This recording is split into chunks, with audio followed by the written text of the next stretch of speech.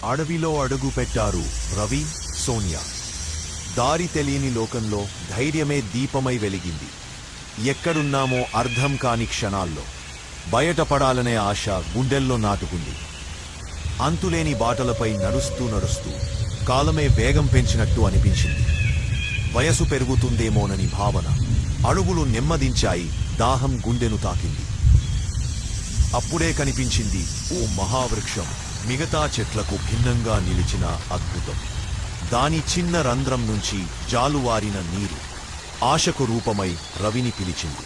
ఆగలేక ముందుకు పరుగెత్తాడు రవి. తక్షణమే ఆ నీటిని తాగాడు తపనతో. భయంతో సందేహంతో నిలిచింది సోనియా.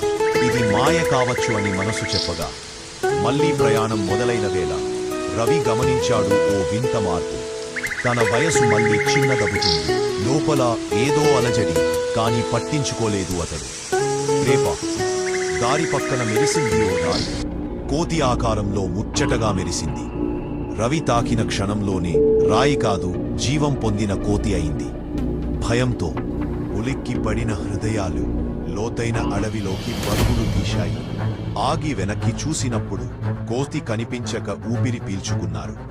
కాని ముందుకు తిరిగిన క్షణమే అదే కోతి వారి ఎదుట నిలిచింది నిశ్చలంగా. ఇక ఏమైంది? ఆ ఉత్కంఠభరిత మలుపు తదుపరి భాగంలోనే వెలుగులోకి వస్తుంది. సాహసం కొనసాగాలంటే ఛానల్ను సబ్స్క్రైబ్ చేయండి.